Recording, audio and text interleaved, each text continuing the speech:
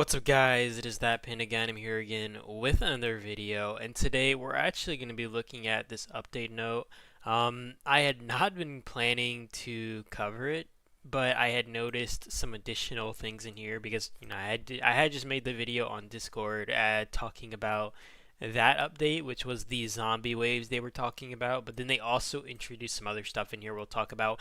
And one is extremely important, more so to me, right? I mean, there's like new events, which are nice, but realistically, to me, the ones that really impact us are the ones that are actually changing already existing features, like changing the death ratio. So we'll talk about that as we go into that. I'm not sure if it's my favorite or not. I mean, in a sense, it probably should be, given that we're usually on the offensive in events like Island Raid and stuff. But I'll talk about that when I get to that.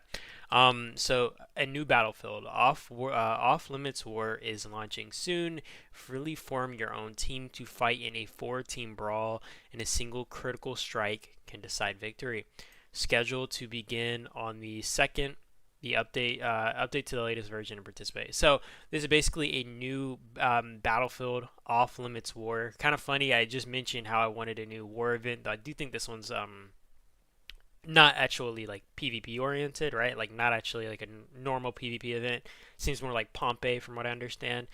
So strategic matching. When registering commanders form a team of 8, players are free to choose the appropriate war zone and battle timing based on their strength. If your team is short on members, the system will automatically match you with teammates. If the team is short on members, the system will automatically fill your team for a seamless experience. Clash of Wit and Courage. 4 teams will compete in the same battlefield, capturing devices to earn points, attack other teams' devices to plunder their points. So strategy and skill are essential.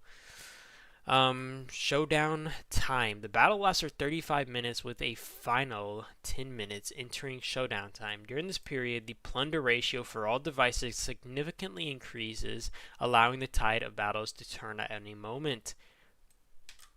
Scoring and rewards. After the battle, rewards are distributed based on the team's ranking, ensuring every second of effort is rewarded. So I'm pretty sure they probably did cover this in the whole, because they had sent out a big mail and their thing covering all the updates they're going to release this year. I can't remember it off my head, but I would assume that this isn't going to be like an event you can just register up at any time, right? Or is this, something similar to Pompeii? And because it does mention like scoring rewards being distributed based on your team's ranking. I would imagine these aren't going to be like very small rewards, especially since you're considering this is like a battle that lasts 35 minutes. Guess we'll see, right? I mean, I'm not hating on it though. Either way, like it is a new event, little fun event for people to kind of have fun with. But I was wondering if it was like during certain days of the week or something that you could participate in this event. Okay, let's keep going. A new cooperative event. Horde Defense is coming up. Team up with allies to build an impenetrable defense and fend off the Horde. Scheduled to begin on the 8th. Update to the latest version. Da da da da. Okay, so this next addition, the number 1, is an addition onto the number 2 here, Alliance-Based Defense. This event lasts for 3 days. I don't know why they really called it a new event, since it's seemingly an addition onto the new cooperative event. I don't know, it's just stupid to me. But the event lasts for 3 days. It is divided in 3 phases. Preparation, defense, and post-battle review phases. You can only assume that this means there's actually only like 1 day of fighting, or one supposed day of fighting. I was thinking like originally, maybe it's just the wording confused me on Discord, but they had they didn't word it like this, like it's divided into 3 phases. I was assuming like maybe every day you get like a little defense phase or something, and you have like a small preparation period or something, but it does seem like you only have the 1 day to fight. Only R4 higher members can schedule the event and pick the difficulty, and core defense members. And I did mention this, but I do believe core defense members is probably something similar to Alliance trucks. How you have the 3 main people that can defend the truck, and then you have maybe other people kind of just escorting for free rewards. Though I imagine I don't know, it is say here, right? So I guess we'll see. And to add on to that, multiple zombie waves. The battle lasts 10 minutes with multiple zombie waves attacking in turn. Fend off 10 waves to win and survive additional waves to obtain more generous rewards. So The 10 waves seems to be the criteria, and then anything after that seems to just be a bonus to your awards. And this one's gonna be the most important, but we're almost there. So no troop losses, troops will not be killed in this event. Da da da da. Basically, it just means that this is a freebie event. So this is very important to me. It does say here, Watchtower optimization in Island Raid, Archipelago Raid, Genesis War, and Island Raid. The death rate for Watchtower Garrison has increased from 30% to 40%, and the death rate for attacking watchtowers has decreased from 60% to 50%. I find this pretty significant because it's trying to level the playing field with it still being advantageous to defend.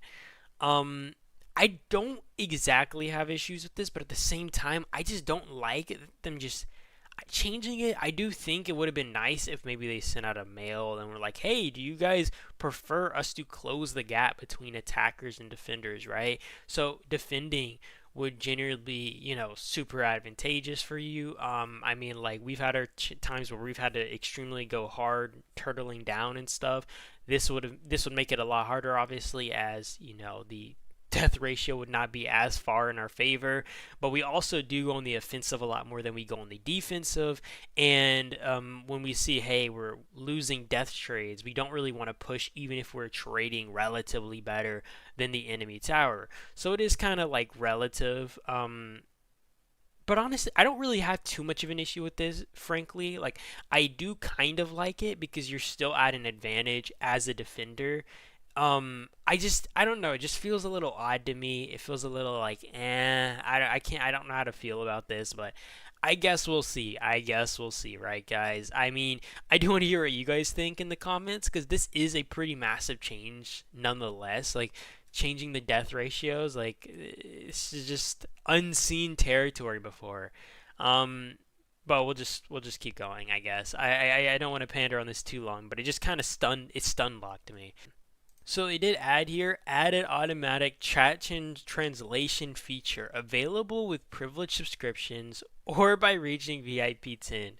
So this feature was kind of just hilarious to me because they added the automatic chat translation feature, which is actually really nice. I don't have to go into my chat and click translate on every single damn message. But you gotta have a privileged subscription or a VIP 10 to have this, right? So if you're a newer player or something, they're like, hey, we're not wasting. And to be fair, I do think it like probably cost them maybe more money on their servers or something, maybe by running this. So they're trying to make sure that the players that do have it are basically paying for it, either indirectly or directly by getting the privilege subscription, or indirectly by having VIP 10, meaning that you've either grinded it out or bought your way up. I don't really know.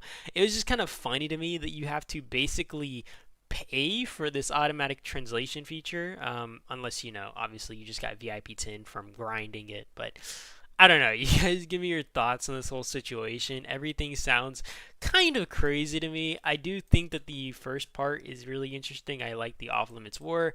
Like I said, I'm stun locked on the Watchtower optimization. I don't know how to feel about that one. And chat translation. Okay, Okay. I hope you guys enjoyed the video. I appreciate you guys for watching as always. We'll see you guys in the next one, and that is about it. Peace out.